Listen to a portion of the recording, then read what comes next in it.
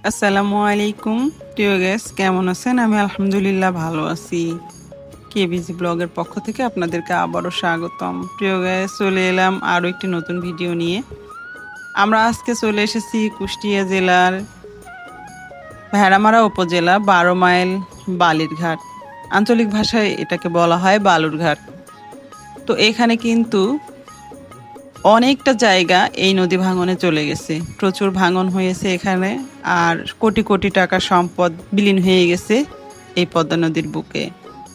আমরা এখন যেখানে দাঁড়িয়ে আছি এখান থেকে প্রায় 3 থেকে 4 কিলোমিটার আগেই ছিল নদী, মানে আমাদের সামনেরটা পুরোটাই কিন্তু জমেন ছিল, আর এখন বর্তমানে সেটা কিন্তু নদী। আর ভাঙনের অবস্থাটা দেখুন, খুবই পাড়িটা হচ্ছে একেবারে সরু হয়ে গেছে, খাড়া হয়ে গেছে। কোটি কোটি টাকার সম্পদ চলে যাচ্ছে এই নদীর মধ্যে। বালি থেকে শুরু করে এখানকার কোটি সম্পত্তি সবই যাচ্ছে এই নদীর বুকে। এখানকার স্থানীয় এবং এখানকার যারা ব্যবসায়িক আছে তাদের সাথে কথা বলেছি আমি। তারা বলছে আমাদের অনেক অনেক টাকার সম্পদ এখানে নষ্ট হয়ে যাচ্ছে এই নদী ভাঙনে। আর এই যে ঘরটা দেখতে পাচ্ছেন, দেখেন ওই ঘরটা যখন তখন কিন্তু নদীর মধ্যে চলে যাবে, এভাবেই ভাঙতে আছে। তবে পানির প্রচুর চাপ, যেহেতু আজকে কয়েকদিন ধরে টানা বৃষ্টি হচ্ছে, আর আমরা যখন এসেছি তখনও বৃষ্টি ছিল। মোটামুটি আমার ক্যামেরার উপরে পানি পড়তেই আছে ছিটি পোঠা, মানে ক্যামেরাটা মাঝে মাঝে ঘোলা হয়ে যাচ্ছে, দেখবেন যে এমন অবস্থা। আর পানির এত ঢেউ, মানে পানি দেখলে কেমন জানি ভয় লাগতেছে।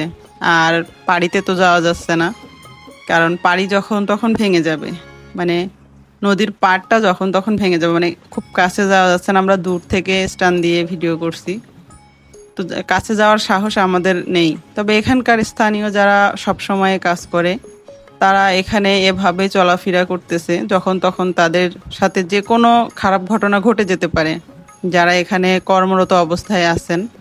আর এই যে দেখুন পানির কি ঢেউ, মানে পানি পাড়ে এসে বাড়ি খাচ্ছে, পাড়গুলা ভেঙে যাচ্ছে, এমন অবস্থা। আর এখানে কোটি কোটি টাকার ব্যবসা চলে, এই সেই কোটি টাকার ব্যবসা। মানে কুষ্টিয়া জেলার মধ্যে এখানে সবচেয়ে রবরবা ব্যবসা চলে, যেটা বালির ব্যবসা।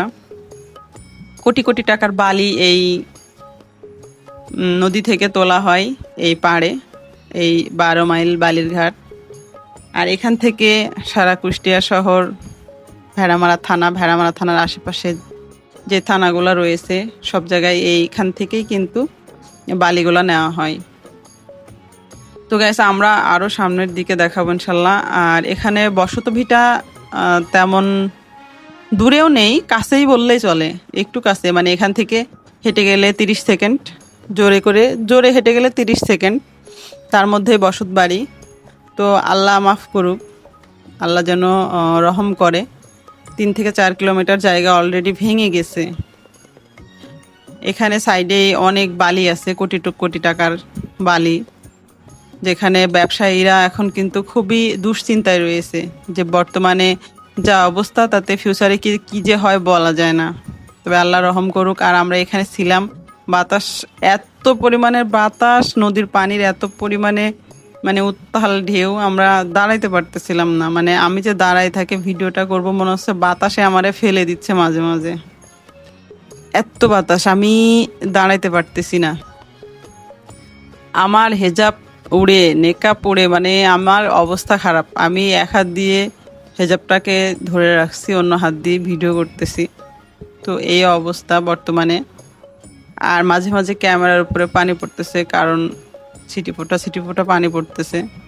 তো আমি সবার কাছে দোয়া চাই, আমার ভিডিওটা যে যেখান থেকে দেখছেন না কেন, এটা আমার জন্মভূমি, এটা আমার নিজের দেশ, সবার জন্যই দোয়া করি, সবাই যে যেখানে থাকে ভালো থাক।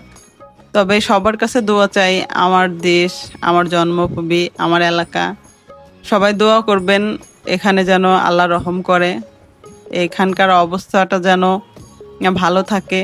বাদ বাকি আল্লাহর ইচ্ছা। তো আমরা যত সামনে যাব তত কিন্তু একই অবস্থা, এই ভয়াবহ পাড়ি ভেঙে ভেঙে যাচ্ছে, আর এই একই রকম। তো আমরা আর একটু সামনের দিকে যাব, দেখা যাক মানে কতটুকু দেখতে পারি। এখানে একটা কাকা এই যে রশি দিয়ে টেনে ধরে রেখেছে, মানে এত ঢেউ, এটাকে ছাড়া যাচ্ছে না। তো আমি বললাম, কাকা বেঁধে রাখেন, বলছে বাঁধার মতো অবস্থায় নাই, মানে যেখান দিয়ে বাঁধবে সেটা অনেক দূরে।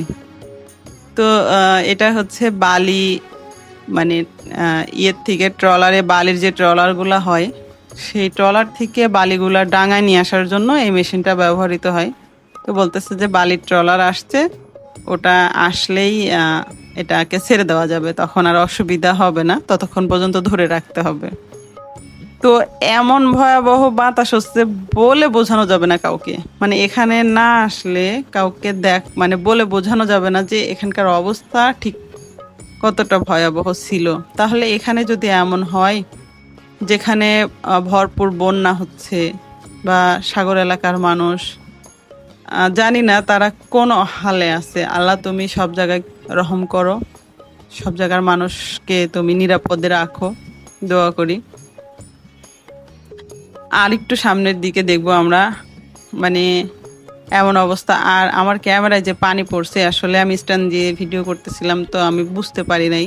ভিডিও করার পরে যখন বাসায় নিয়ে এসে আমি দেখছি, তখন বোঝা যাচ্ছে যে হ্যাঁ, ক্যামেরার উপরে পানি পড়ছিল।